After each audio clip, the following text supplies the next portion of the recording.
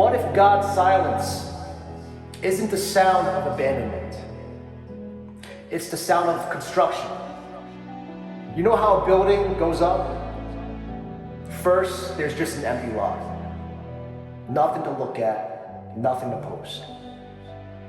Then one day, they put up a fence, cover the whole thing. You drive by and think nothing's happening. But behind that wall, they're digging, pouring foundation, laying steel.